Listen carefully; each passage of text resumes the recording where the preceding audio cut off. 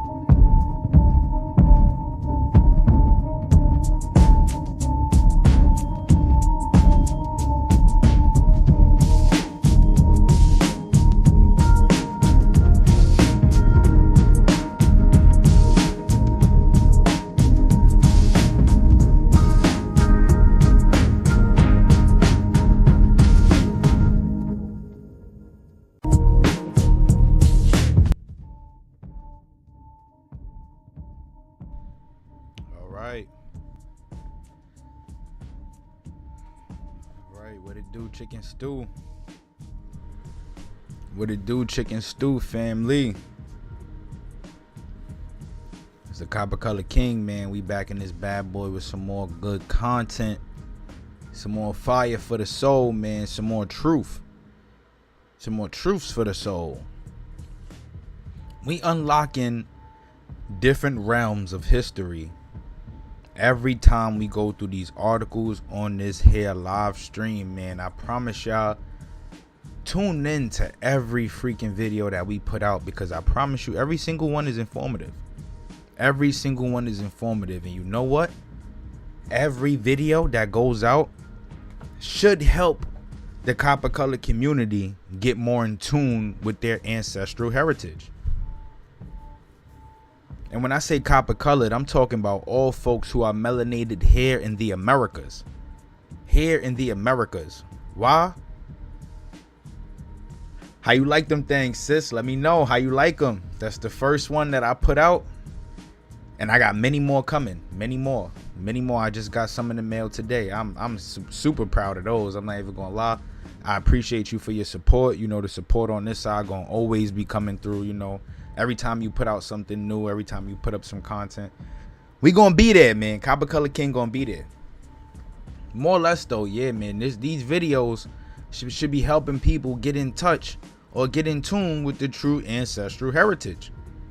And a part of that is understanding the truths and the lies that hide in between or in between or beneath the surface layer, right? It's a lot of lies that they told over the years, right? A lot of cover-ups, right? The Racial Integrity Act of 1924, you know, Walter Pleckler and the paper genocide, you know, making Indians white and making Indians black and whatnot, right? And then we got a whole period of history that talks about the transatlantic slave trade, and they pushed this whole theory of them bringing Africans from the west coast of Africa, which did happen, right? Just it didn't happen the way they said it did, right? We got that whole story being pushed our way, forcing us all to believe that we have African ancestry. We don't know where to go. We don't know what to call it. We don't know what to call ourselves. We just go with the paper genocide insignia, and that is black. Right? So we even debunked a lot of that, learning and understanding that they were bringing copper-colored Europeans over here, you know, Jews, right? Conversos, crypto Jews. Ah, man, thank you. I appreciate it. But yeah, crypto Jews, man, I ain't gonna lie, you got me blushing right now. That's crazy. Nah, I appreciate it though. That's love. But yeah, man, like I said, crypto Jews, Mohammedans, like Muslims, all sorts of people, they were shipping over here from Europe, right? And Christopher Columbus, 1492, the day he sailed the ocean, was probably around the same time when a lot of these folks were coming over here to America, right? And then we go back even further, and that we learn and understand that a lot of the tribes here in the Americas were even whitewashed or covered up, or, you know, the truth was just hidden in some way, shape, or form. And we're gonna talk about it, right? Right? I mentioned this book in the last live stream that I did. Is called Races of Mankind, right? Being a popular description of the characteristics, manners, and customs of the principal varieties of the human family, by Robert Brown. Right, that's the title of this book. And what they talk about in this book is the different races of human beings that we have here on this earth. And they make note of, in the first chapter, the very first chapter, they make a lot of notes of the Eskimo, right? And where they come from, and their religious customs, you know, their phenotypes, how they look, you know, what people can describe them as. And I'll tell y'all right now, what they describe in the description of the Eskimo is a straight up Siberian, right? And those are the same people that we know and see today as Native Americans, right? Native Americans. Now, let's look up the definition of the term native, right? Native, right? A person born in a specified place or associated with a place by birth, whether subsequently resident there or not. Now, what this means is that any person who is native to a land, it means that they were born there. It does not mean that they are indigenous or aboriginal, right, to a specific landmass. It means that they were born there. So these people, these Siberians that we know today as Native Americans, were able to obtain that title once their bloodline came over here into the Americas. Once they started having kids in the Americas, they became Native Americans. People born in a specified place. We, sis, me and you, and for those who else are watching, us, we are Native Americans, right? We were born here in America. Native Americans, right? If you want to call them Native Americans, then we can obviously pick up on the title as well. The difference between us and them is that we have Aboriginal ancestry. There's nothing that ties us to a person with Asian features or Mongoloid features, or whatever the case may be, right? For some of us, like I said, some of us in America have African ancestry. But what I mean by nothing ties us back to these Asiatic peoples is that Well, let me just say this right here, right? We have groups and tribes of peoples who crossed over the Bering Strait, right? That look like this, right? That we call Native Americans today, but they are Siberians. For example, these people right here, these are the Ket people of Siberia. And they have ties to the Navajo here in America. So we're going to talk about these Ket peoples, right? Another group of people we're going to talk about is the Koryak peoples. The Koryak peoples, another Siberian tribe of indigenous folks, you know, they are indigenous to Siberia. A lot of these peoples also have links to some of the tribes here in America. And I just want to show y'all, right, what some of these Koryak people look like. You know, their dress and wears and how they carry themselves, right?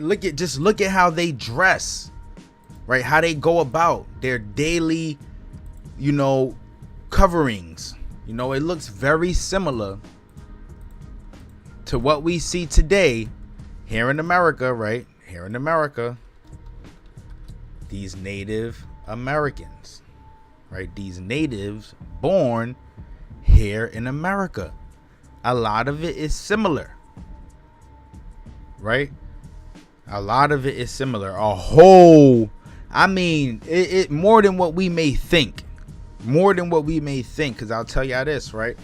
People talk about how the Aztecs and whatnot may be black and, you know, their ancestral ties to the Aztecs or whatever. But even the Aztecs, right? The people we know today as Aztecs, they came over here from a place that they call Aztlan. Aztlan. Aztlan. And when we were talking, right, when we were going through the Mongol and Tartar invasion of America, they make mention of the 7 tribes who arrived from Aztlan to America. Aztlan being Southwest United States, right? It's a lot of history over there too, because like I said in the last one, the Queen Khalifa story, right? And her symbol being the griffin, and then the griffin having ties to the Tartarian flag, and then the Tartars, Mongols, Queen Khalifa and her peoples, the Aztecs, Mexicans, and all of these peoples having one common symbol, and that being the eagle. The eagle, right? So when I make mentions of a lot of these things, it's always to point out how there's some type of common relation, right? There's a similarity, and where you find similarities, you can always trace that similarity back to the origin and its source. And the Aztecs, the people we know today as Aztecs, are not indigenous or aboriginal to America. They are also Native Americans. So I say all this to say, man, check this clip out real quick. I just want to show y'all this, right? I got it on my TikTok. For those who don't follow me on TikTok, make sure you go follow Copper Color King. We going up. Help me get to 10,000 followers on TikTok. If I could get to 10,000 followers on TikTok, I'll be able to live stream my videos on TikTok. And I have a huge fan base up here. I really want to get that done, y'all. So show a brother some love, but check this clip out. Here it is. My test results. Can you hear my heart beating? Oh, the white man. No. Y'all do know they using mixed people to identify who's an indigenous American, right? Like an original American. You do know that. A person with Neanderthal blood. What? And we keep telling y'all they don't have the southeastern tribes in their database. Come on, man. And they don't deal with what happened in the past, bro. They don't deal with that. That's the reason you got stuff like Nigerian on the test, because it's not operating based off what happened 400 years ago, right? It's an ethnicity estimation, okay? I'm covering up his face and his first name, but they're using people with Neanderthal blood for who the first American was. Now, how is that a thing when Neanderthals wasn't in America? But we keep telling y'all these DNA tests is, it's not based off ancient history. And y'all get mad when I tell y'all I'm 100% American. But y'all better know how to read. Stop doing that bandwagon and shit. Y'all heard the brother, man. Y'all heard the brother, and y'all see it. We learned that in the Mound Builders book that they were people, European cavemen, who migrated here to the Americas. Right? Check this out. These are the Koyak people of Siberia. I want y'all to peep how they move. Peep their attire. Peep their chants. Peep the TP in the back. These are the Edelman people of Siberia. I want y'all to peep how they move. Peep their chants. Peep their attire. Peep the women with the 2 braids. This is a so-called Native American. Peep how he move. Peep the teepees in the back. Peep his attire. Peep the chants. These are also so-called Native Americans. Peep the way they move. Peep their attire. Peep the chants. Peep the women with the 2 braids. Do y'all get? Now, right? I'm just saying, right? People be telling me like I'm a pretendian. Ain't no way you could call me a pretendian when you have these people, right, bringing they stuff over here and then calling themselves Indians, right? If that's not a pretendian, then I don't know what else is. I don't know what else is. As a matter of fact, right? Let's look at these chums real quick. These chums, right? We know these chums to be teepees. They are teepees to us, right? In history, we've learned them to be teepees, right? But they're really called nomadic chums, right? And then that's a tribe of Siberians, but they're called chums.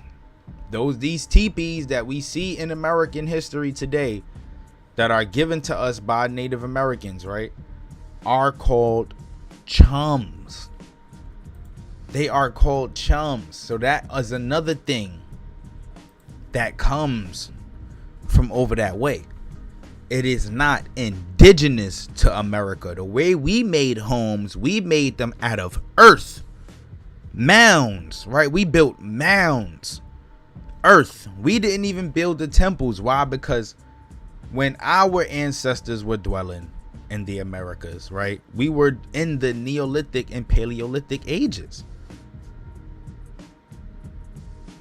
And we progressed over time as we intermarried and intermingled with these different peoples coming from all over the globe.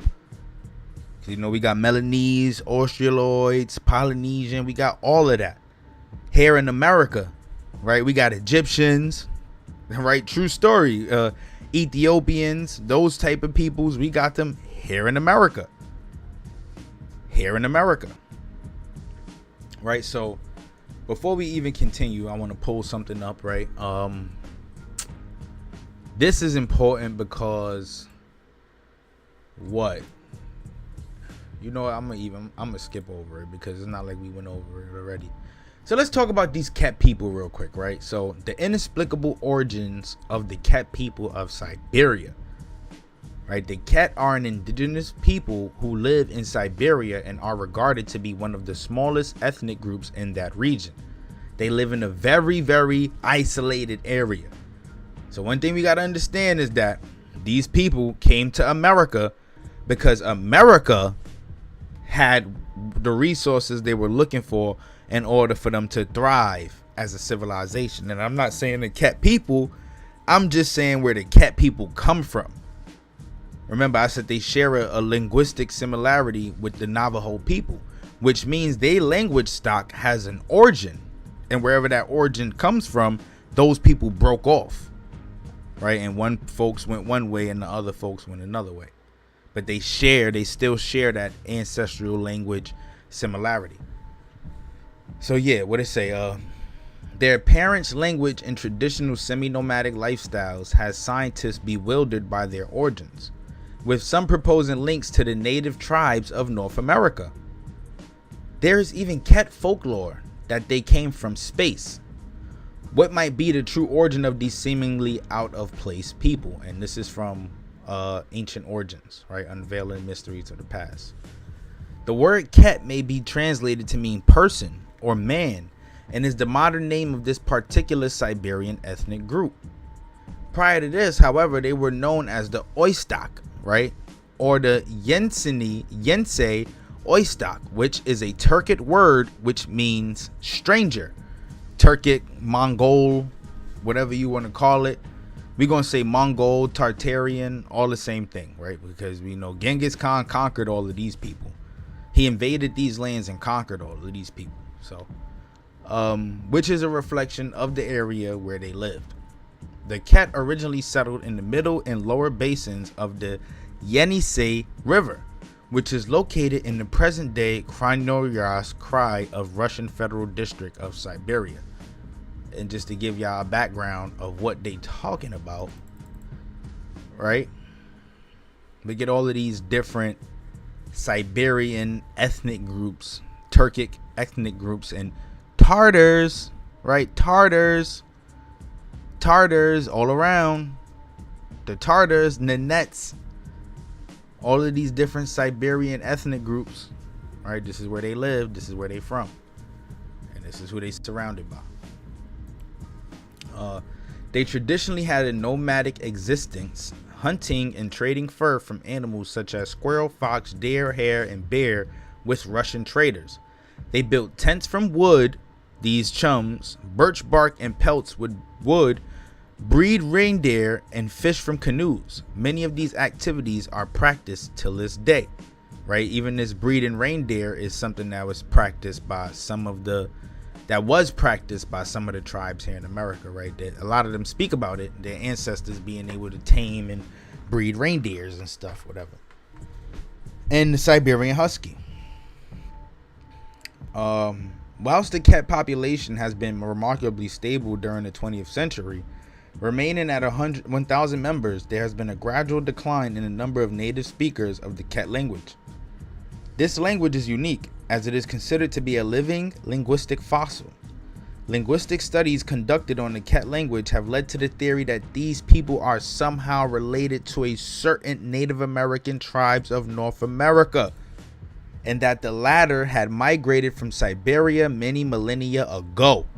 Certain Native American tribes. All right, I appreciate it, love. Tap in. You're gonna love it. You're gonna love it. We talking real facts. We ain't never telling no lies. Everything all truths. We helping people get in tune with that ancestral history. Yeah, they will admit that they're from Asia. As a matter of fact, the Navajos themselves say that their ancestors migrated from far north, right? But this is the thing, right? We got to understand that some of them, knowing that they came from Asia, came to the Americas a long time ago. And this is where we get this Aztlan, this ancestral home of the Aztec people. I spoke about it in the last live stream.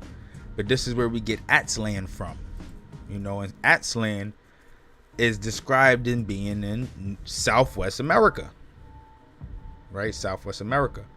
So could this be the Far East Asia that people talk about? You know, the East Asia, the farthest east that the Asians went, or that you could go as far as Asia? The Aztecs got their ancestry coming from Aztlan.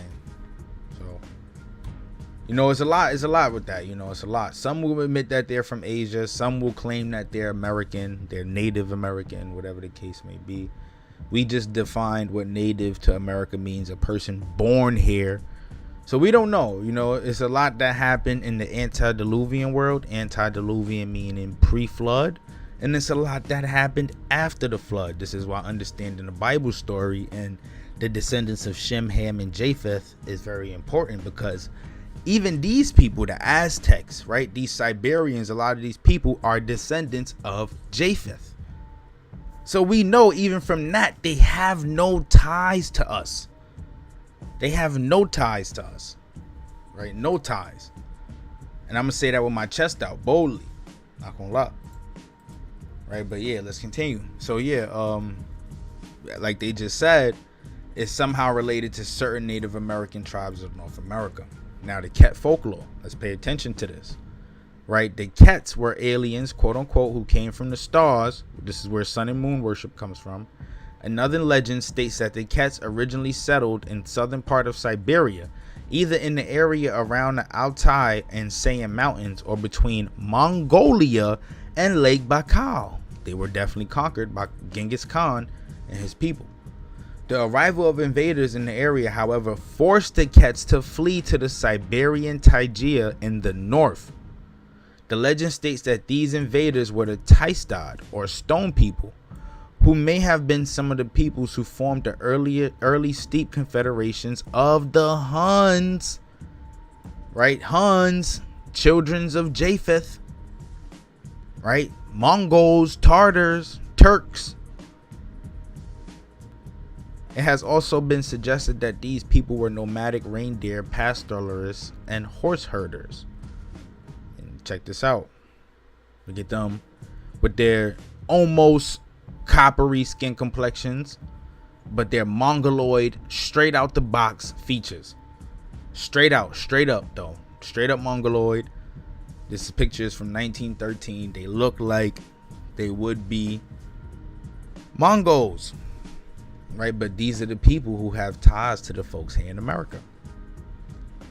The language of the Ket people, right? This is the most puzzling part. For a start, the Ket language is unlike any other. Spoken in Siberia, in fact, this language belongs to a linguistic group known as the Yeniseian, which means the Navajo come from the Yeniseian, which consists of a number of related languages that were spoken in the Yensei region. Apart from the Ket, all of the other languages in this family are now extinct. The Yuk language, for example, was declared extinct in 1990, whilst the rest, including the Knot and Aran languages, died out by the 19th century. Check this part out. Where we at? Okay.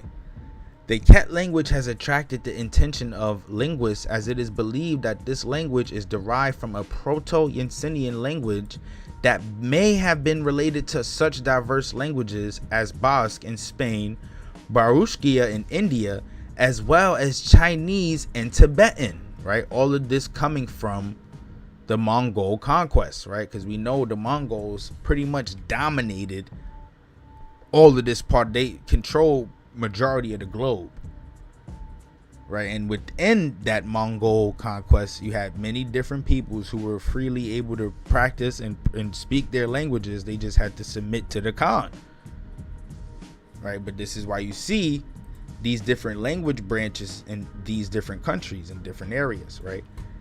Edward Vajda, a historical linguist in Western Washington University, has even hypothesized that the Ket language may be related to the Na-Dene language family of North America, which includes such languages as Tlingit and Athabaskan. So what is the Na-Dene language family? Right, the Na-Dene language family is a family of Native American languages that includes at least the Athabaskan languages, the Eyak, Tlingit languages, and Haida. It was formerly included but now considered doubtful. Right, the major language of the Na-Dene group is Navajo, spoken by a large Indian populations in Arizona and New Mexico. Right, the Navajo have ties to these people. Right, the Navajos, not them hoes, right? And then what we got, it says this 2008 study shows that the Ket spoken in Siberia and Na-Dene language of the Navajo are cognate languages. Another study that traces the connection based on DNA has been reported at Science Daily. This comes from Just Genesis, an anthropology article published by Alice C. Lindsay. Right, the linguist evidence indicates that the Yesenian family of languages spoken in central Siberia is most closely related to the Na-Dene family of languages spoken.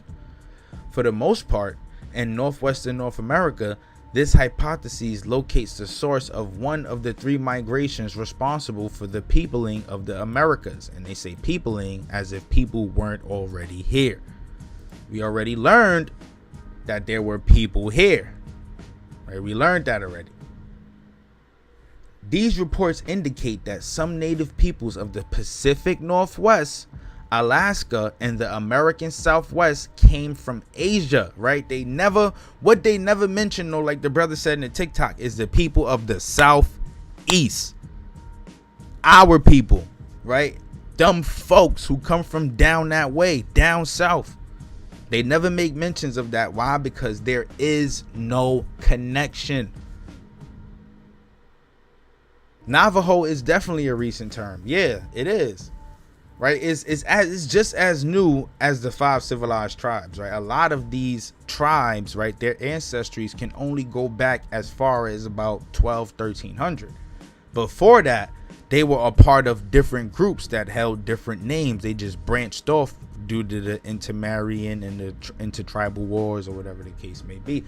Like the same stuff you had going on in the Middle East, Europe, it was happening here in America. Why? Because those same people over there had different branches here in America, right? Just like how we have Mongols here in America. You had copper colored, the Jew, you had Israelites, right? Let's just say Israelites, Moors, right? Darker skinned people that's connected to a certain faith, right? But they don't talk about it like how we talk about it today. You know, Jews, Christians, Muslims. It was something completely different terms, you know, different ways of worship. It wasn't no pen and paper. They didn't follow no Bible, right? This is why we have Hebrew inscriptions here in America that predate the arrival of Christopher Columbus or any other invader, the Danes, right? Anybody else, like the Vikings, what I mean, not the Danes, the Vikings, these Mongols. It predates their arrival. They weren't here when these things were left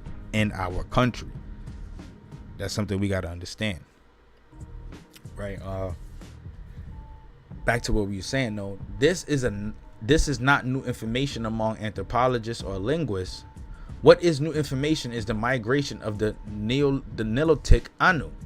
This Ainu did not come across the Bering Strait. They came through Finland, Greenland, and Labrador to eastern Canada. Why is this not grabbing media attention, right? Because they stick to this Bering Strait. They coming from the Bering Strait, right?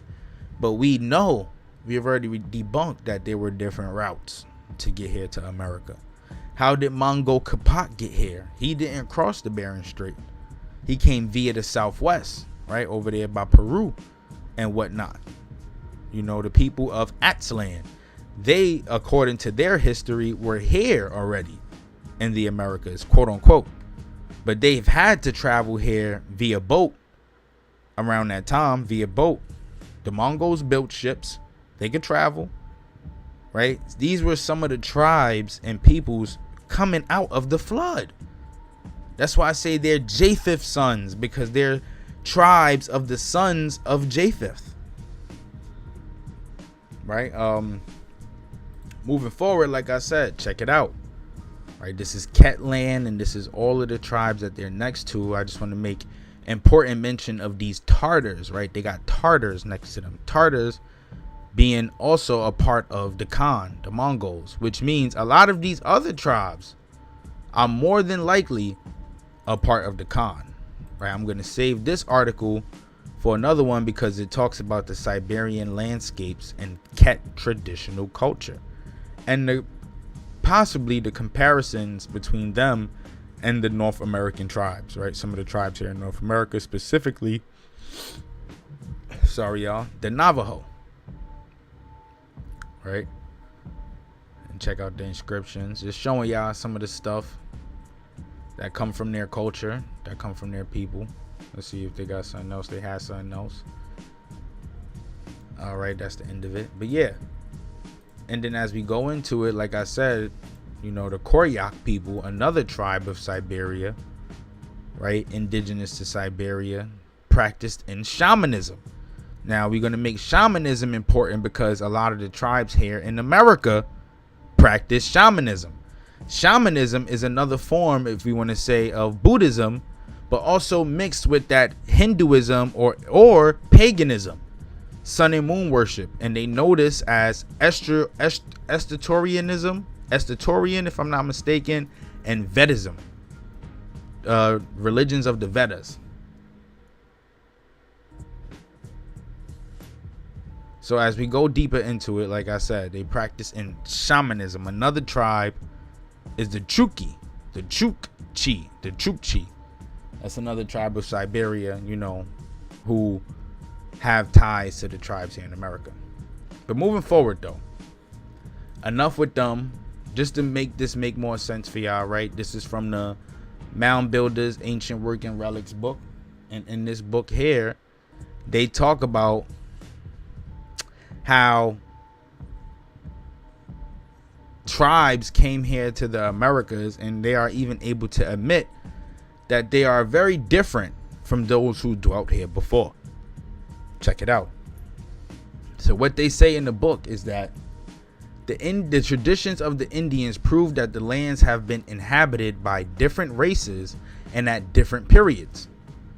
These traditions prevail not only among the northern Indians such as the Delawares, the Iroquois, and the Algonquins, but also among the southern tribes such as the Cherokees, the Creeks, Choctaws, and Muskogees, right? Because we all know even these tribes right here got Mongol washed. I say Mongol washed because I don't want to use whitewashed. They got Mongol washed, infiltrated, right? We know them today as the 5 civilized tribes. And it's so funny because we connect this to the $5 Indian, where people were being given access to become a part of the nation for only $5, like white people. And I'm gonna keep it a buck with y'all, right? Give me that opportunity back in the day, I'm taking it. I'm taking it. I'm gonna cough up that 5 cash, because that 5 cash gonna lock me in for a long time. Not just a good time, for a long time, right? Because this is what locked these $5 Indians until this day. And it's so funny to me because it's like, you still got these tribes being represented by Siberians when we know their ancestry is completely different, which means that some of these people may still be coming over here. I just watched the video the other day of Peter Santinello visiting some Navajos, if I'm not mistaken. I think it was Navajos, right? And one of the dudes in the nation could barely speak English. So I'm thinking about it. I'm like, you got Spanish people, they come over here 10, 20 years, they eventually learn how to speak English. Africans learn how to speak English. Jamaicans, as strong as their accent are, they get it together eventually. Mexicans can, Chinese people can. Why the hell these niggas can't speak no English? It just made me think, yo, they still coming over here. Right, and they just letting anybody in the doors, right, who could become a part of the nation. Because in order for them to remain a sovereign entity, they have to have members, tribal members. And I doubt these mother lovers with their small families can expand this much with the little resources that they do have.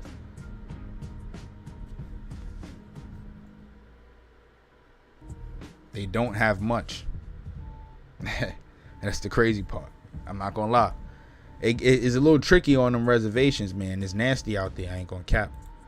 But yeah, man, they still represented by Mongols till this day.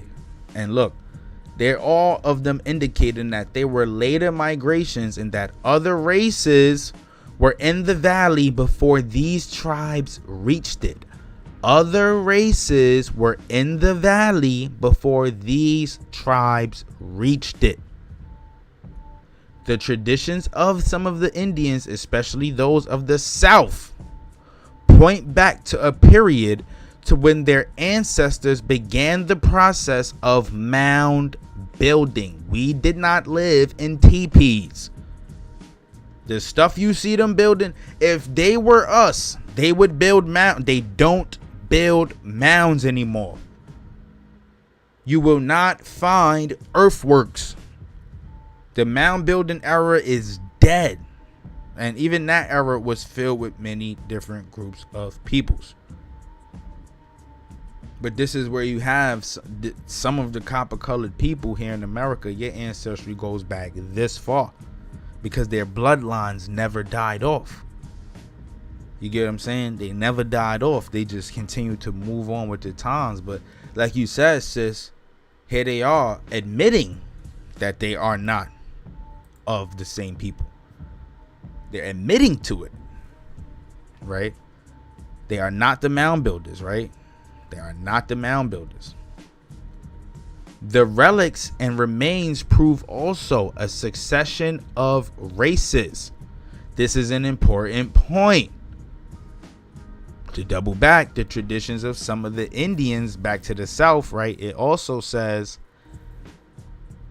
with other traditions point to a time they began to occupy the mounds, which had been built by another and preceding people. Nowhere, however, it is claimed that the Indians were the first people who occupied the country, or that their ancestors were the first races who built the mounds.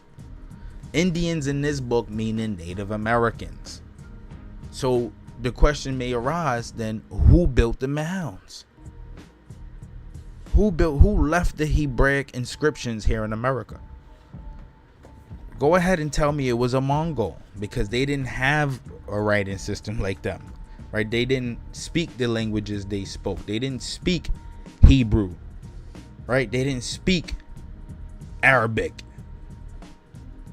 I'm not going to throw Aramaic in there because I don't know too much about that. But they didn't speak these languages. Going up to the next one. Look, this takes us back to the Mongol and Tartar conquest of America. Like I said, in the 1100s, 6 tribes came to Mexico. 6 tribes. 7, sorry.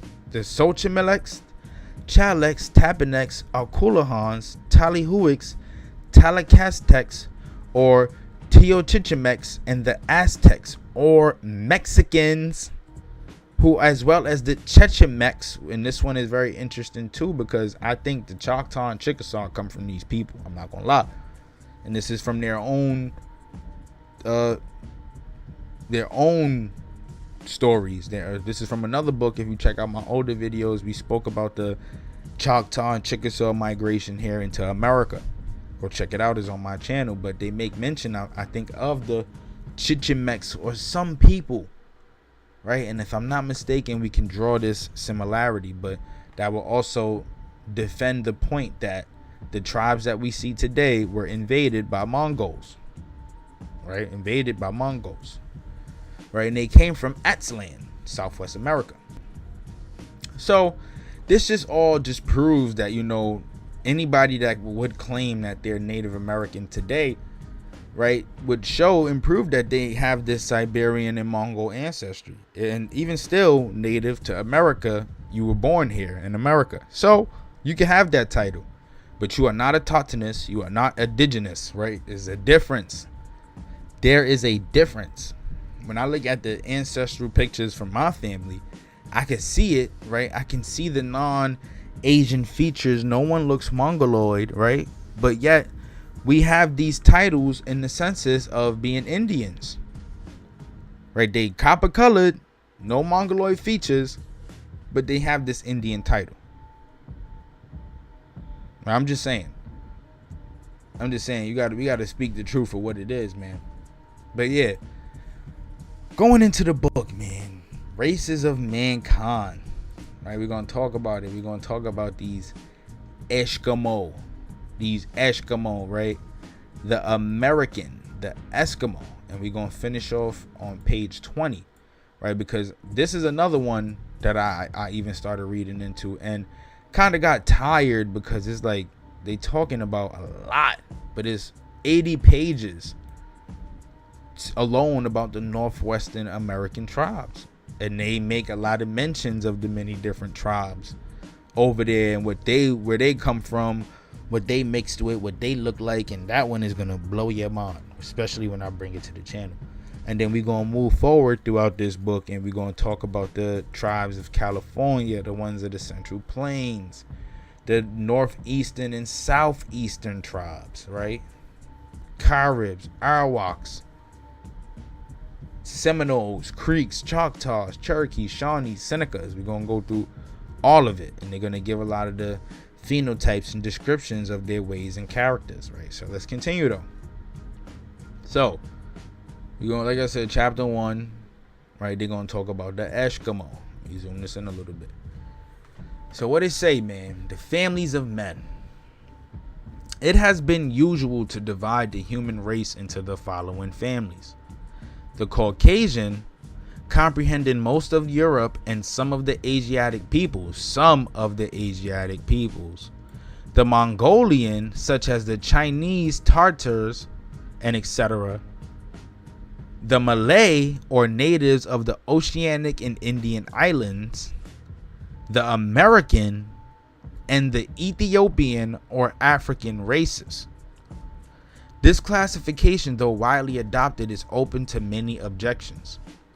Other classifications have been based on the formation of the skull and particularly on the languages.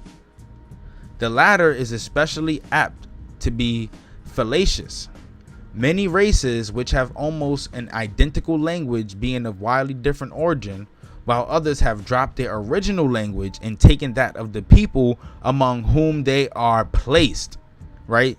Others have dropped their original languages and taken that of the people of whom they are placed. This brings us back to the Ket and the Navajo, them sharing a common language. Like they said, this language is going extinct, right? And before that, it was of an Yesenian language, right? This Yesenian language died off because these people picked up on another language from either those who invaded or dwelt with them, and it caused their language to die off, so that when the Navajos got here, they picked up on a whole different language themselves. Either that, or they carried branches of the language with them and mixed in with other peoples and were able to establish a new language. That's how these things work, right? That's how it works. It's just like with English too, right?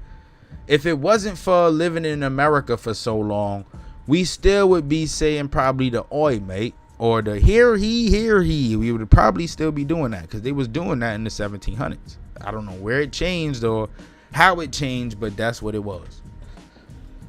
An ingenious philologist may unite the most distant families, but all of this only points to the pristine unity of man. It is, however, immaterial on what basis we classify the different races of men, especially in a work of this nature. The chief object of which is to describe them as they are present exists upon the earth. On the whole, a more or less geographical arrangement will prove to be not only the most convenient, but in many respects the most correct also. It will be found in the course of our travels among the uncivilized nations of men that the people living together are in vast number of instances of the same origin. People living together are in vast number of instances of the same origin. Same origin. Remember that. Remember this. And with customs very similar, whatever their source. The fact that they have to contend against similar physical circumstances, are surrounded by like conditions of life, by intermarriage, the institution of slavery, and etc., and has often had the effect of molding their ways of life and their language into similar shape. Boom. Boom. True history. Like, I love it. True history. Yeah, talk that shit, big dog. True history. That's real history right there, because this is what it's about. This is what it was. This is why things changed. This is why we are where we are today with this whole black people are Native American or indigenous to the America stuff. It's hard to trace it back when we've been sucked in by intermarriage, institutions of slavery, and that molded our way of life and our language. Everything we say, even the words we use with each other, nigga this, nigga that, B word this, B word that, right? Where do you think that stuff comes from? If you was on the plantation for so long hearing somebody saying nigga, nigga, nigga, nigga, then eventually you're going to start using it. right? That's all you know. It molded your way of life. Therefore, without vouching for the strictness of its philological or anatomical accuracy, we shall find it at least convenient to adopt a classification of mankind with Latham into the following groups, which the reader may term races, families, or species, just as his particular views or conscientiousness as to the something in the name may lead him. 1. Americans, 2. Oceanic group, 3. Turians, 4. Persian group, 5. The Indian stock, 6. The Africans, and 7. The Caucasians, 8. The Europeans. Under these heads we shall be able to sketch in greater or less detail the chief types of the human race. Alright, that's the introduction. So, in chapter 1, when Columbus discovered the New World, he considered that he had came upon a part of India, and accordingly he called the natives of the American continent Indians, right? So a term from 1492, not describing who we are, a name by which they are familiarly known to this day. The name is, of course, geographically incorrect, America having nothing to do with India. Still, as long use has rendered it difficult to lay the name altogether aside. And as everybody knows what is meant by the American Indians, I shall continue to use it in the following pages. The American race, take them as a whole, is a very homogeneous one, occupying the whole continent from the Arctic Ocean to Cape Horn. And though differing much in language, yet presenting many general characteristics, they are, as rule, robust, well-made, strong, active specimens of humanity, and with the exception of the Eskimo branch, rather tall. The skull, when unaltered, is of an oval shape, but the forehead is in general low and sloping. Many tribes we shall by and by see flatten the forehead by artificial means, but other tribes, like the ancient Mexicans, are naturally so formed. That's why they got them round heads. When you see Mexicans now, them round heads, the Olmec skull, right? The skull, right? That's the best representation of what it is, right? These people also being copper colored. Indeed, the Aztecs used to represent their gods as possessing flattened foreheads, which they thought a mark of great beauty. Probably it was this idea that led them to produce the same effect by artificial means, right? The practicing of flattening the heads. All of this being something that was even carried over from Siberia. Remember, Aztecs are Siberians as well. The nose in the greater number at least of the North American tribes is long, aquiline, and well defined. The mouth is not of great size. The eyes are rather sloping in many of them. The teeth set vertically in the gums, while the lips do not much differ from those of Europeans. Their eyes are brown, and the hair long, straight, and black. When any beard is present, it is but scanty, though it is generally plucked out. The color of the skin varies from a light brown to a coppery brown, right? Tribes of Americas. They talking about North America. This is with the exception of the Eskimo branch, right? And when we include the Mexicans and Aztecs, the Tartars, right? We're going to call them Tartars. We know, and we already learned that they were of a copper color, right? Copper color, melanated people, right? But still being from Siberia. So this just means that they also have melanated people over there in Siberia. Either that, or when they mixed in with the people here in America, they developed some type of melanation, melanin, right? And some tribes being almost black. Tribes of the Americas, right? Now, this is important. We got to understand, because they say this is with the exception of the Eskimo branch. The Eskimo branch is the Native American branch, right? Let's make this make sense. Completely different. However, some Eskimos are also of a coppery color. Genghis Khan himself The Khan is said to he was copper colored. He had color. He had some melanin, right? Let's check this. The race is rather high in intelligence and in physical appearance, but is entirely a nation of hunters and fishers, living with few exceptions in a state of savagedom, and only in rare instances cultivating any portion of the soil. So they did not harvest fruits or anything like that. That's what makes them entirely different. Now, why, you may ask that question, why not make use of the land? Well, where they come from, there wasn't no land to make use of. Let's remember, Siberia's climate is extremely, extremely cold.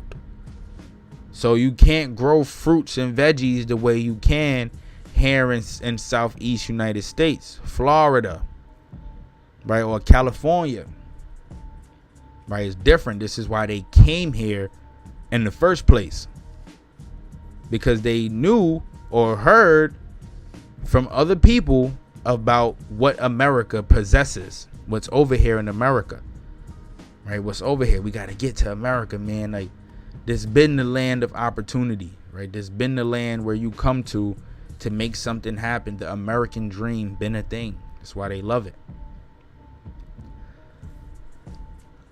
That the American Indians originally came from the Asiatic coast, there can, I think, be but little doubt. Remember, Asiatic people can also be Australoid or Melanese or Malay or Polynesian. That's all Asiatic right there.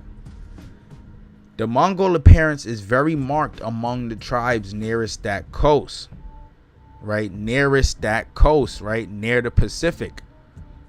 That is on the shores of the Pacific, right? They make a clear exemption from the Southeast again, but gets less noticeable as we go eastward. What you talking about?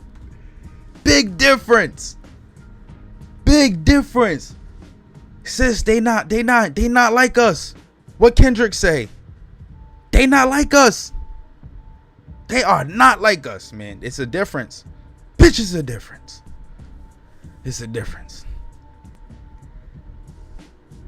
Indeed, the traditions of the Western American Indian all point to the still further westward as the land they came from, as while the Eastern Indians say that they came from the West. A great medicine man went before them and every night planted a red pole where they came to encamp. Right? This is the basically like the Choctaw and Chickasaw migration story, like the Creek, Seminole, these people all coming from Mexico, that area, right? They were fleeing while the Aztecs and them were going south into Mexico with their savage ways. The people that were there were fleeing, right? The serpent worshippers, they were there, they were fleeing, right? The believers of Quetzalcoatl, the true Quetzalcoatl, not the Aztec and the Mongol made one, right? Because they stole that from the people that are already there. I'm gonna prove that to y'all in a later live stream, right? But they fled north. So this is what they mean by west, not west from Asia, but west from our part of America. Now I don't know where we came from before that, right? I could just trace us back that far. Don't quote me on it. Probably got to watch Cootie Mayo or something to understand that. But that's as far as I've gotten, you know, to understand that part. But they say it. The Mongol appearance is very marked among the tribes on the west. But on the east, you don't see it. So if it's not Mongol, then what is it? It's not European. It's not Caucasian, because they just said that is coppery brown to almost black. So then what is it? Right? A vast amount of speculation has been spent on an interesting question as to the origin of the Indian. From the Topsy-like hypotheses of the extreme German and French school, that they growed or sprung into existence just where they are and did not come by migration from any other place, to the theory that they are the lost 10 tribes of Israel. Understand, man, different. They not like us. Big facts. They are not like us, right? They don't step like us. It's a difference. Shout out to the ancestors, man. I love y'all. On this charming Semitic hypothesis, the Book of Mormon was founded, but there seems no ground for it, whatever, except in some semi-Jewish customs. Customs, however, that are common to various other nations as well, and may be only part of the common property of the human race. Then, the Phoenicians are supposed to have aided in the colonization of America, and there is a legend that a Welsh prince, Maddo, about 1,000 years ago, landed and colonized the country. All these are mere vague traditions, and though it just barely be possible that there may have been an admixture of Europeans in America. When they say Europeans, they mean Moors, family. Moors. The Maddo probably really anciently connected to the Mandans, right? Or the Medes, right? The Medes, the biblical Medes. So these could also be Canaanites or sons of Japheth, right? Or mixed Canaanites, Hamitic, and Shemitic peoples. You know, it could be, right? All these are mere vague traditions, and though it just barely be possible that they have been an admixture of Europeans in America long before Columbus was a Moor, or even his predecessors, the Old Norsemen. The Norsemen being the wild men of the North, discovered the continent. For instance, the Mandans of the Missouri, a tribe now extinct, had the Welsh coracle and many words said to be of Welsh origin among them. Right? Welsh origin. Look at that in America. Yet there is nothing certain or even reasonable in support of these ideas. On the contrary, not only are the Western Indians in appearance very like their nearest neighbors, the Northeastern Asiatics, but in language and tradition, it is confidentially affirmed that there is also a blending of the people. Right? The Western Indians are very like their Northeastern Asiatics, Northeastern Siberian Asiatics. But in language and tradition, there is a blending of the people. It takes us back to the cat and the Navajo. Not them hoes. Right? I'm telling y'all, when you're able to make these different correlations and pull these similarities together, it just makes history make a little bit more sense. I mean, because they're not telling us no lies according to the research, right? The Eskimo on the American and the Tehuktis on the Asiatic side of Bering Strait understand each other perfectly, right? Siberians and Eskimos understand each other perfectly. Finally, if more proof was required, we have only to point out that several canoes and junks from the opposite coast have been landed on the American coast, and that in the winter the natives will cross from either side of Bering Strait with their skin canoes on their heads. So they still going back and forth. Like I said, Mr. Dahl, who lived for some time in that district or country and paid particular attention to the question, unhesitantly declares his belief that the Northwest Indians, at least those of Alaska, are recent immigrants from Asia, and that indeed they are still coming over. I wish I could find that video of that Navajo trying to talk English. I'm telling you, because everybody else around him can speak English, but he can't. So either he was kept in a box, right, or in a cave. They had something tucked away in a cave, or somebody had him in a pocket or something, and he wasn't around civilization, Americans, right, for such a long time. Because how can this tribe, the Navajos, right, be here for so long? Every other tribe, these people, they know how to speak English. The only way you can't speak English is if you're a foreigner. I've met people who've been here for 2 years and can speak fluently. There ain't I can't say it again. It's none of that. I understand them clear as day. So till this day, they are still traveling back and forth. Till this day, I bet you, and this is gonna continue to Mongol wash things, here in America, because we already have a problem with us being able to connect ourselves to our history. They don't want that. They don't want us to be able to do that. They want us to be black, because this black has no type of, it holds no weight. Just be straight up with it. This is why Kamala Harris could get Megan Thee Stallion to come perform on national TV and make a mockery of young women, right? Because we know that wasn't aimed at older women. Older women not hearing that. They not jacking that, right? It's the young women.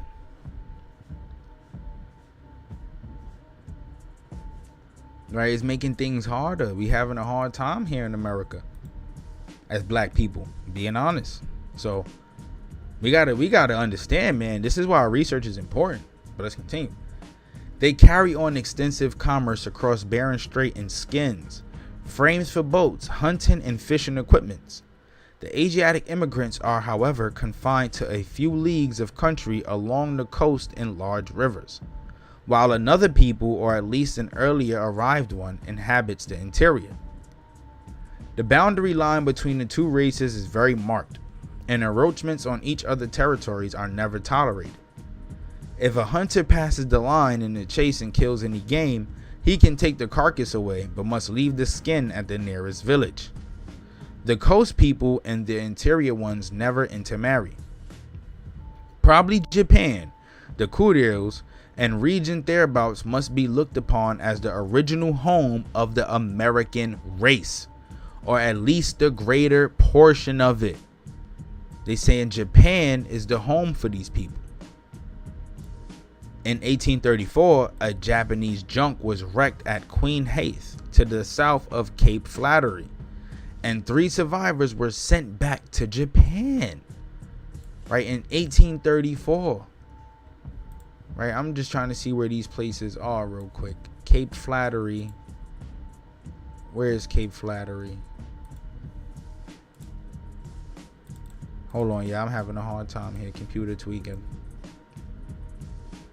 All right, Cape Flattery is on the northwestern point of the United States.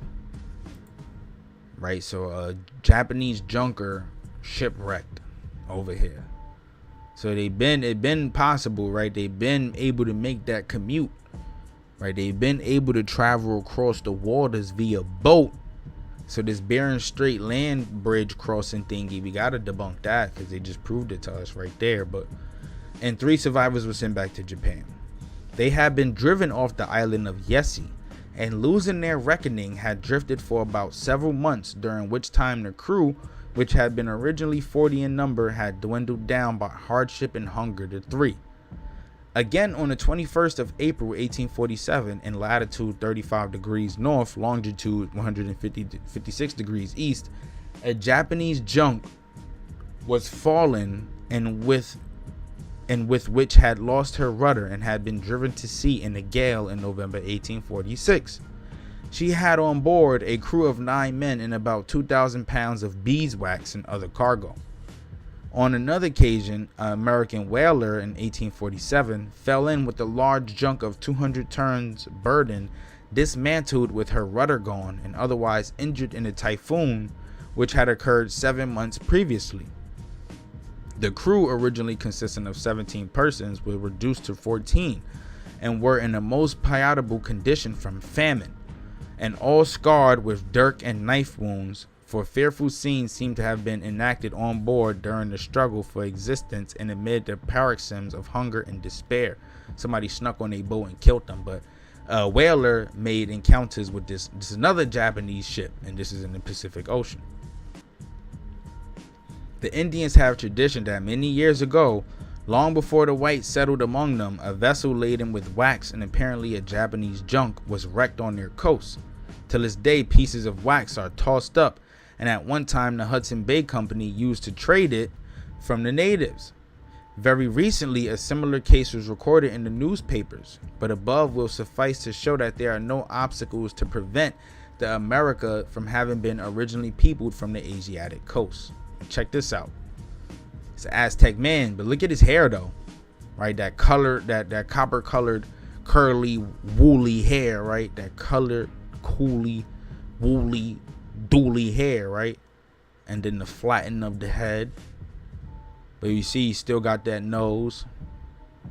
I don't see no Chinese features though amongst this Aztec man, I'm not gonna lie. Right, based off the ancestral stories and the migration stories, I don't see no mongoloid features, right? But we can tell that this is of a copper-colored person.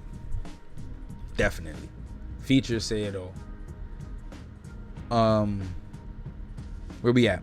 The number of tribes on the American continent is very remarkable, and the languages are equally multifarious.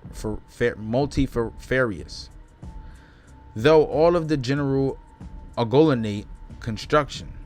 The famous Thomas Jefferson, President of the United States, was in the habit of pointing to this diversity of languages as proof of the antiquity of the American Aboriginal race. Thomas Jefferson was obsessed with this stuff, right? Obsessed with this stuff. Not gonna lie. So, you know, this is another testament to these presidents and also a lot of them, these political figures back in the day, knowing and understanding the truth. You know, it's just not being put out there. Anybody got any questions? Drop it in the comments. It points, however, to nothing more than that the native races of America have been always at war with each other, and confined therefore to isolated communities, holding little mutual intercourse with each other, and thus the languages have got further and further separated from each other. And given a general sketch of the American races, we may throw them into great groups of a more or less geographical character, the habits and in most cases the origin of the tribes being similar in these regions. Is an Eskimo in a kayak. Eskimo in a kayak. Check it out. And whatever y'all could take from this photo, take it and make your conclusions, man. This could be another copper-colored person. Just saying. They're going to talk about it now. Here's the very distinct family of the Americans that extends across the whole northern coast of the American continent, from Bering Strait on one side to Greenland on the other, coming as far south as Labrador on the Atlantic and the Yukon River on the Pacific seaboard.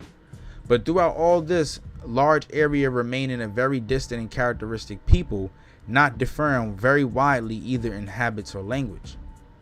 The Lapps and Samoyeds of the European coast, though in some respects approximating to them, are yet of a different race, while the Tehuktis on the Asiatic shores, though adopting many of their habits, are probably an alien people who have taken possession of a country once inhabited by the Eskimo, right? Constantly invading, right? Tribes invading and replacing, invading and replacing, right? This is what they doing, right? They either replaced or commingled with that people. They are limited to the unwooded shores of the Arctic Sea, rarely going far into the country and having their proper home on the to us most desolate, cold, and forbidden part of the continent. An exploring or other Arctic going ship will hook onto the ice floe in some quiet bay, as silent and as dreary as ever the eye of man rested on. Snow is all around. Snow is falling fast. The very eye gets chilled with the sight. Even the water birds, gorged with blubber, sit in meditative rows on the edge of a piece floating ice. It seems a world unfinished from the hands of the Creator. a world unfinished from the hands of the creator. Dope.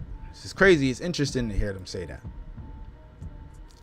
As we pace the snow-covered deck, alternately gazing on the snow-covered glacier-intersected land and the snow-laden frozen sails and shrouds, we are startled by a clear sound through the still Arctic air. We listen. Surely it cannot be the sound of man. Surely no man lives in this hope-forsaken place. Again, it is the sound of no seabird, the cry of no polar bear. It must be the echo of men's voices. The snow has ceased for a moment and the sun has peered out from behind the leading clouds. And afar off, on the white ice floe connecting the land and our vessel, we see some black specks. Black specks being what? Like people. As the specks approach nearer, we can make them out to be dog sledges filled with little fur-clad people. And in another place are numbers of skin canoes looking like large black dogs in the water, paddling through an open lane in the ice.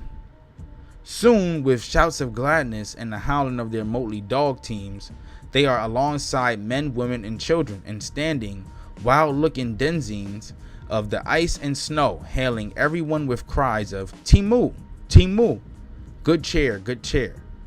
These are the Eskimo, the most northerly family of the human race, and as well of the American subdivision of it. That they are Americans there can, I conceive, but be little doubt. Certainly on the eastern shores they differ widely from the Indians, but as you approach the Pacific coast, the imperceptibly insuculate the ones to the other language and even habits and customs.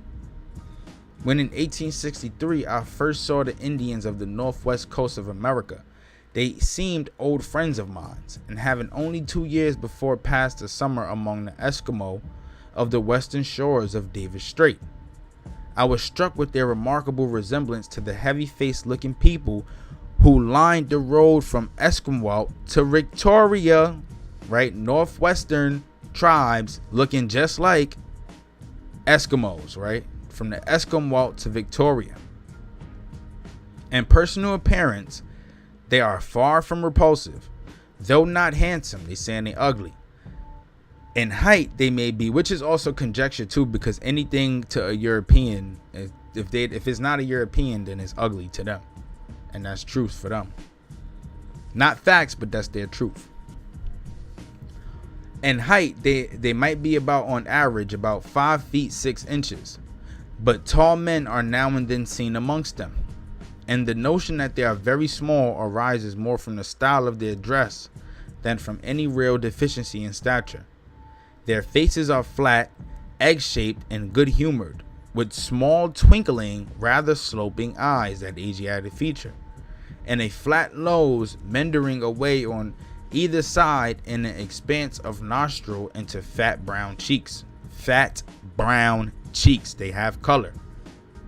Their color is fairer than that of many of the Indians, right? Fairer than that of many of the Indians, proving that the Indians are darker, right? They're not saying that they are white. They are fairer.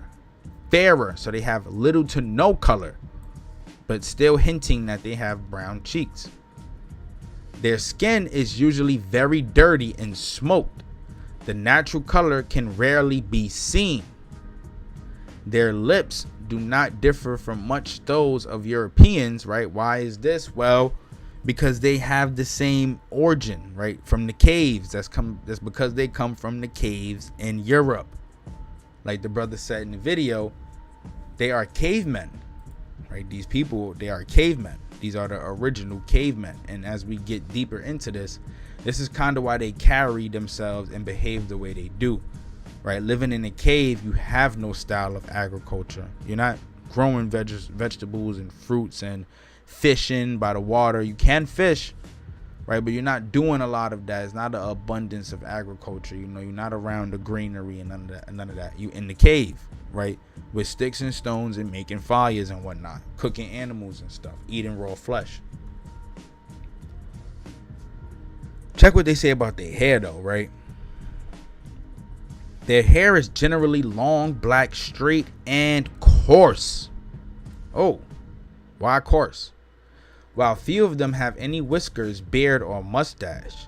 A slight amount of hair on the upper lip and little on the chin being for the most part the only approach to these which the most hirsute of them possess.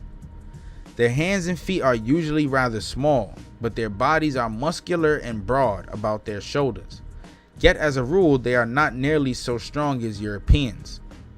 The feats of ordinary sailors striking them as miracles of strength, right? They are stronger than Europeans though, and that's a fact, right? To live in that climate, you definitely stronger than the European. Their teeth are usually regular and well set, but in middle-aged and old people worn down, as among the Indians and many other savages, to the gum on account of the hard or sand-mixed food which their not overly clean habits allow them to consume without proper cooking or washing, right? Definitely different from us, right? They have not over cleanly habits. Not over cleanly habits. Yes, thin lips like monkeys. Yes, just like that. You're a clown. You're a clown, sis. You're a clown. But yeah, thin lips like monkeys, right? They don't have clean habits. They consume food without proper cooking or washing. Caveman antics. Gray-haired people are not uncommon. Though the Eskimo are not a short-lived people, take them as a whole. I have spoken of their dirty habits, which darken their otherwise not particularly swarthy complexions.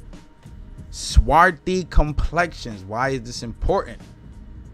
Well, we learned that the Mongols, Tartars, and many other peoples over there had swarthy complexions. Actually,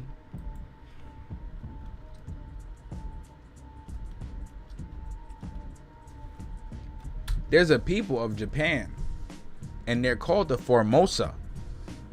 These, right, the Formosa people are the original inhabitants of Japan. These are the Australasian or the Australoid inhabitants of Japan. And they're called Formosa. They're Formosa peoples. See, map of Formosa. This is Japan though. And this was Japan before the conquest of the Mongols, before the Han Dynasty, before all of that stuff. Right? It's gonna say 1901, but that's because they reclaimed their ability to practice their indigenous languages and whatever the case may be. But these people are Australoid, which means they have color. They have color. They are of a swarthy complexion, right? Looking just like this, right? With their coarse hair. Let's make it make sense. I'm laughing because it's like what they talking about hair is this. That is that. But what we have to understand about a lot of these Australoids is that these people are mixed in with some of these Mongoloid, right? That's why they carry these features, a lot of these features, and even more now than before, right? But these are the swarthy, so to say, swarthy Eskimos that they may be talking about, right? Swarthy Eskimos, so to say, just without the thick lips, some with thin lips, right? Coppery color. But to water, they have a great dislike. Ooh, when they wash themselves, which is rarely, a dirty and offensive liquid often supplies the place of the usual toilet requisite. Ew. Definitely, like it's, and when I'm reading this stuff like this, that just stand out to me. I was raised off washing my butt, right? You better make sure you clean,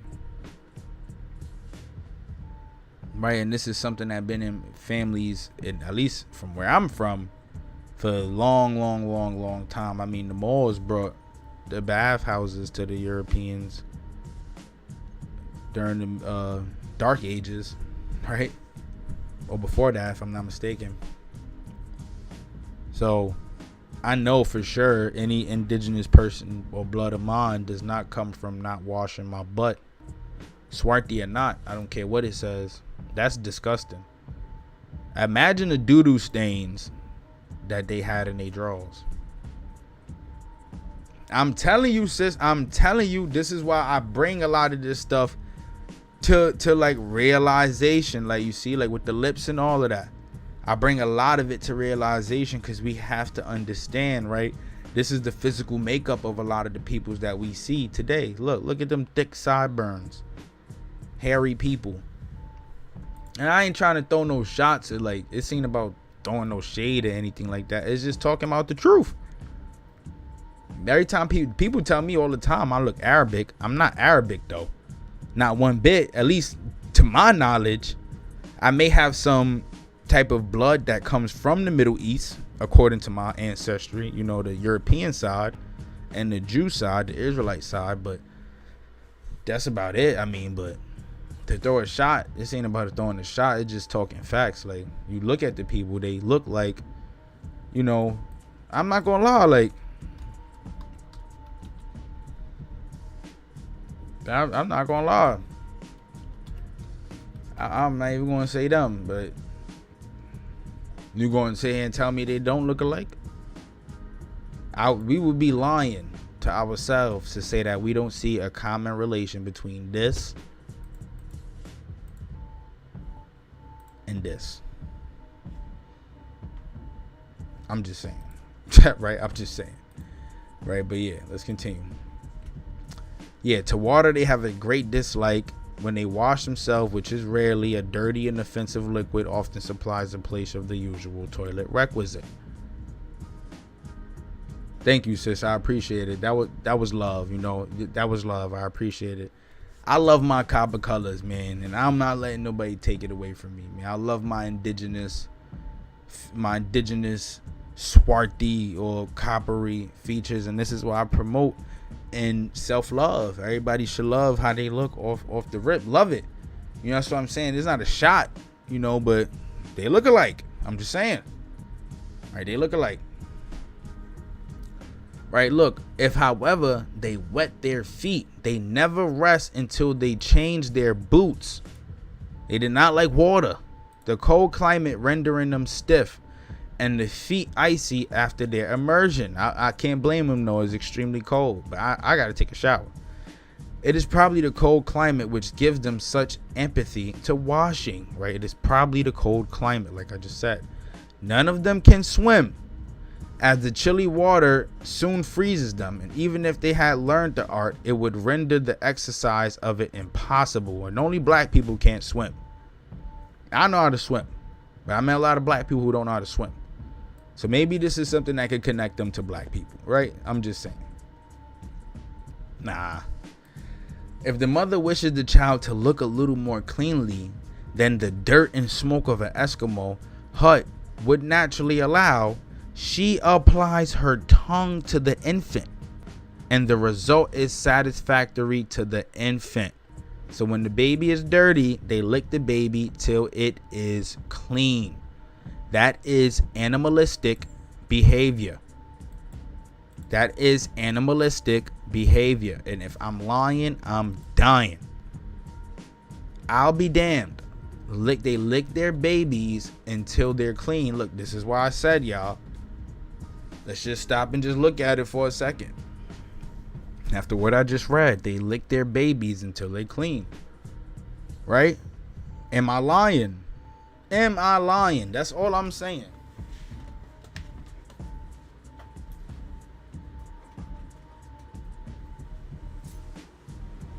There's no lies being told. There's no lies being told whatsoever. Right, but yeah, let's continue.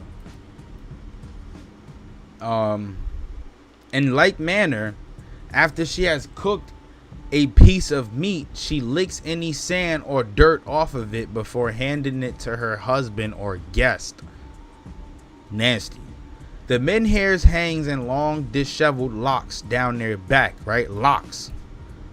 While the woman is more artistically dressed, being drawn up to the top of the head and then tied in a knot with a bit of reindeer skin or similar material. Some of them allow a plaited lock to hang down at either side of the neck.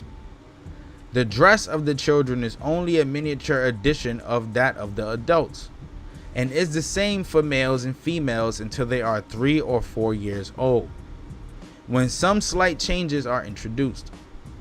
The dress of the men and women is very much of the same, and though it differs slightly among different tribes, is yet on the whole very similar throughout. The men wear a short jacket made of sealskin or reindeer fur, with a hood behind, which hood can be drawn over the head and ears, exposing nothing but the face. In the winter season, underneath this jacket, which is put on by drawing it over the head like a shirt, the Eskimo usually wears another with the fur inside, or a shirt made of bird skins. Their trousers among the wilder tribes are made of seal, bear, or reindeer skin and usually reach just below the knee, and are made so loose that a pair of boots can go under them, which, with a pair of large fingerless skin gloves, complete the dress. The boots are very excellent, made of native tanned sealskin, chewed soft by the women until it is in a condition to be manufactured. The way the uppers are crimpled so as to be sewed with sinew threads to the soles is most ingenious. The soles are also made of sealskin of stronger quality. The boots are stuffed with grass and have a stocking of reindeer or sealskin with the hair inside. The whole forms an article of wear infinitely superior to anything of European make. Indeed, Europeans, if they had occasion to travel among the Eskimo, soon cast off their clumsy and flexible boots and adopt the light, elegant, and warm Eskimo foot gear. Stole it straight from them. But I won't say steal it. It just goes to show that Europeans are aboriginal to nothing. With the exception of, let's just say, maybe Indo-Europeans, coming from out of the Caucasus, whatever that may be. But they create nothing, they don't do nothing, right? Even here, surviving in the cold, the climate where they are especially good at, they had to steal it from somebody else. But the Eskimo and the European have a common relation.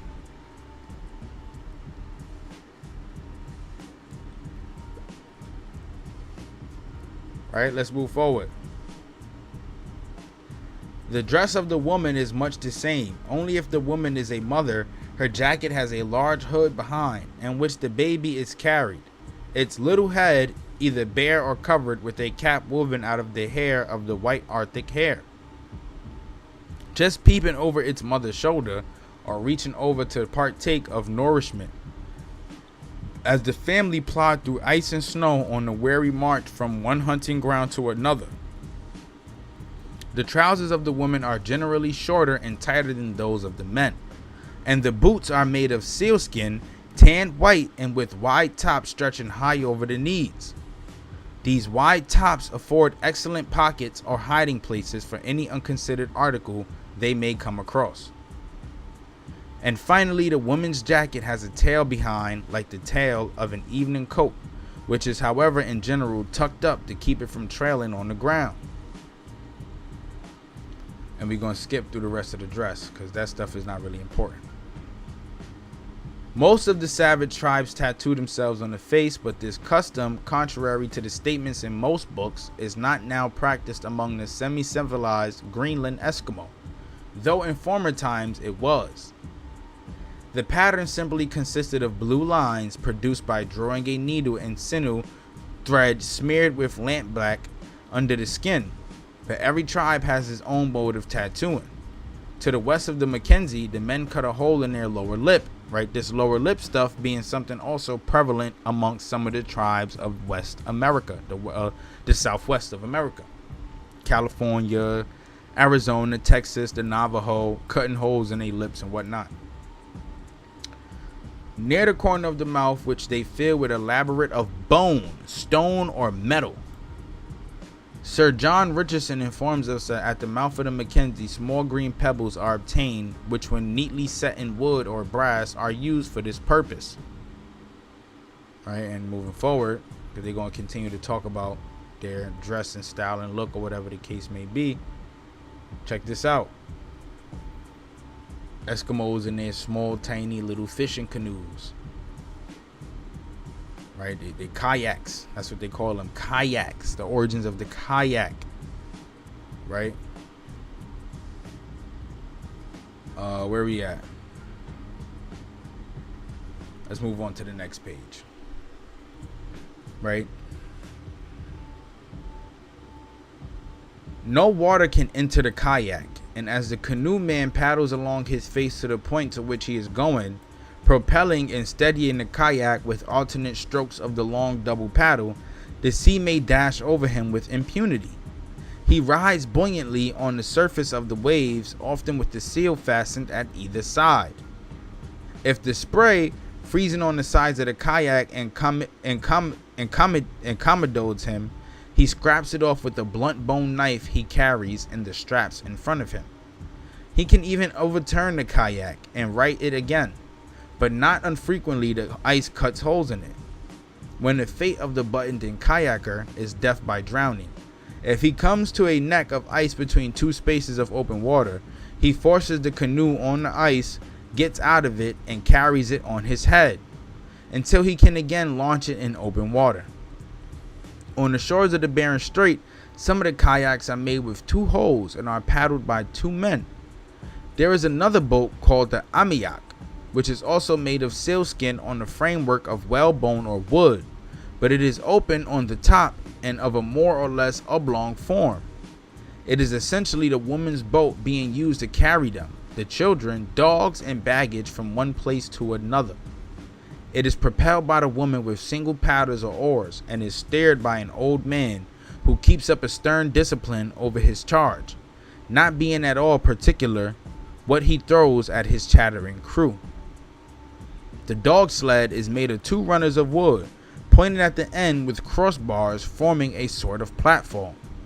In front, attached to long traces, the dog's large wolffish brutes are fastened by sealskin harnesses, while behind is a sort of screen on which spare harnesses whips lines are hung.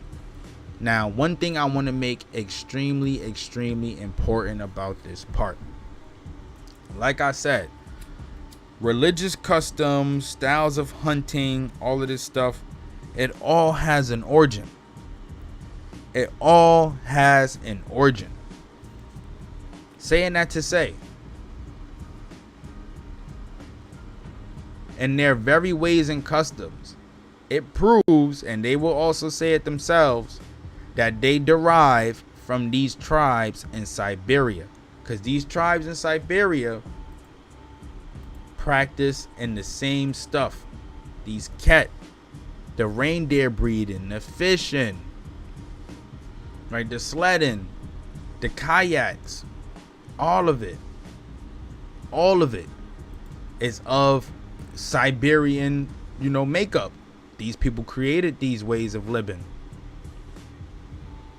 They created that, right? Check this out. We move on to another part. The Eskimos are enormous eaters, right? And take most of their food raw. They take most of their food raw, which means those folks in Siberia practicing the same things. Even the Mongols, they did a lot of this stuff too. Not cooking of the food and eating animals and whatnot, right? Or eating, some people even eating people, right? Eating the blood or eating the organs, stuff like that. And they're eating this stuff in a frozen condition, right? To eat 8 or 9 pounds of meat is not accounted an extraordinary feat. A man will lie on his back while his wife feeds him with the tidbits of flesh and blubber when he is utterly unable to move himself. Their powers of fasting are equally extraordinary. Fat of every kind comes natural to them and is necessary to keep up the animal heat of the body. In eating, they cut off a large piece of flesh and take it between their feet. Then with the knife, between their teeth.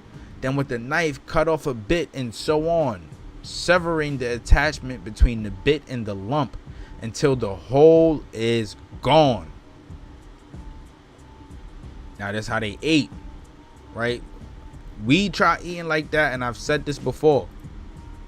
There's a chance you may pass out and die. There's a huge possibility that you may pass out and die. Right? Check this though. We're gonna touch bases on a little bit more about these people. Then we're gonna conclude this though, right? These Eskimo, right? And what else can I show y'all, right? And we could pick up on this in the next video, right? But just check out these images though, right? These people look Australoids, like Austronesian or whatever the case may be. They look copper colored. They look copper colored. Not even gonna lie. Right, but we learned that some of the people, like I said, from over there, you know, they have these colors, right? They have these colors, right? Check this out. So what they say: when made very tender by keeping it, it is consumed raw. Look at that. If more deer are killed in the summer than can be consumed, part of the flesh is dried, dehydrated. But later in the season, it is merely laid up in some cool cleft in the rock where wild animals cannot reach it, and it should be considered tainted before the cold weather comes on. It is only the more agreeable to the Eskimo palate. When made very tender by keeping, it is consumed raw or after very little cooking. In the autumn also, the migratory flocks of geese and other birds are laid under contribution, and salmon, trout, and fish of various kinds are taken. In this ways, a winter stock of provision is procured, and not a little is required, as the Eskimo, being consumers of animal food, only get through a surprising quantity. In the autumn, the berries of the cranberry, the blueberry, creeping Arctic brambles, and the half-digested lichen and the paunch of the reindeer are considered to be a treat. But in other seasons, this people can never taste vegetables.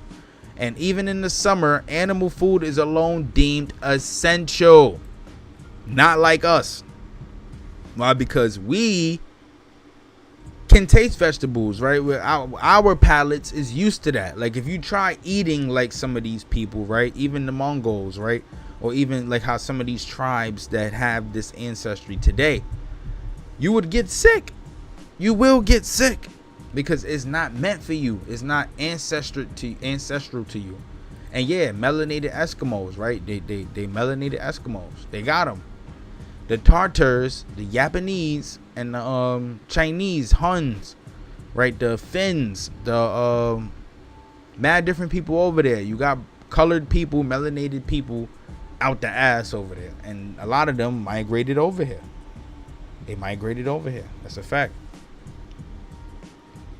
Look, carbon is supplied to the system by the use of much oil and fat in the diet, and draughts of warm blood from a newly killed animal are considered as contributing greatly to preserve the hunter in health. No part of the entrails is rejected as unfit for food.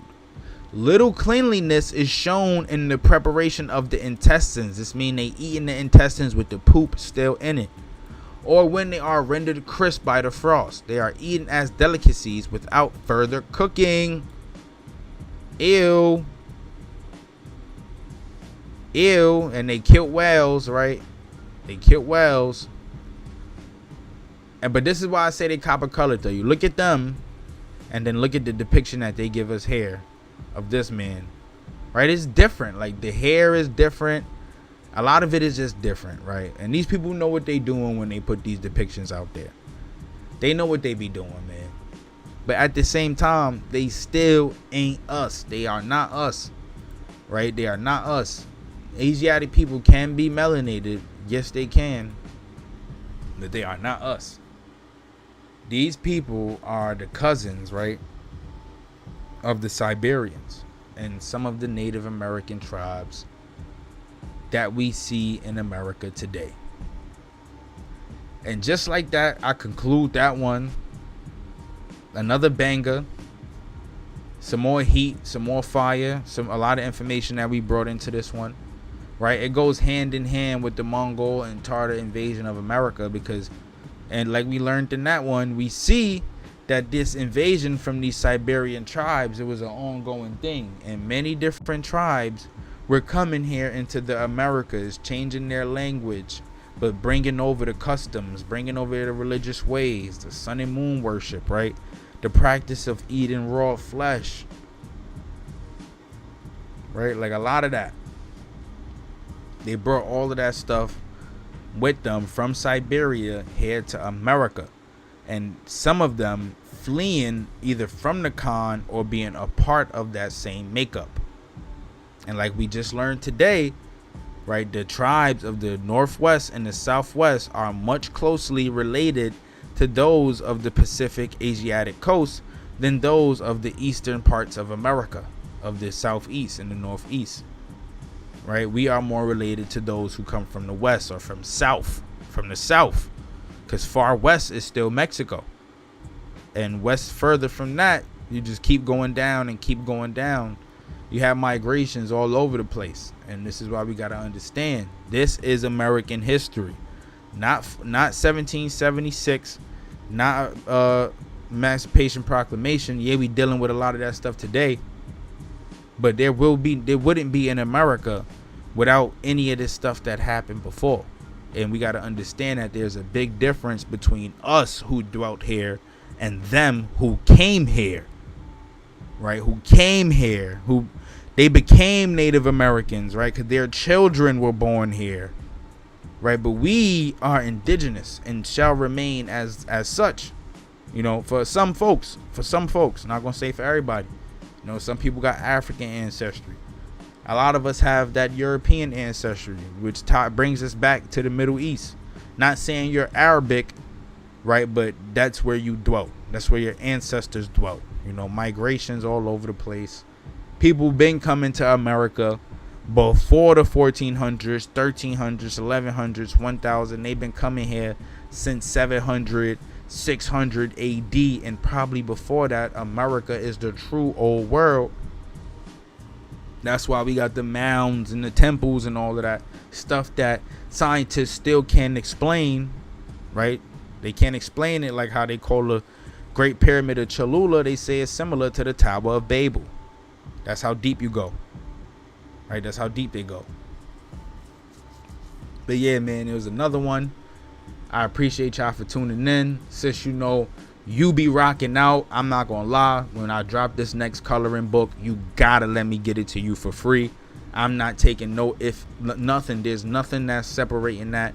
Anytime I put out any piece of content, you the first person I'm hitting up, and you gonna get it for sure. And anybody else who chooses to support, man, follow on Instagram, Copper Colored King. Follow on all platforms, Copper Colored King. Make sure you guys tune in. Every weekend we go crazy. We put out good content. We do stuff like this. We do the research every day. Every day. So we bringing these readings to y'all fresh. Right? Fresh off of memory. Fresh. And then we got the correlations to always go with it. Like I said, man, I appreciate y'all for tuning in. Much love. I hope you have a great week. It's Monday. We out of here. I got to be up for work in the morning. Let's do it.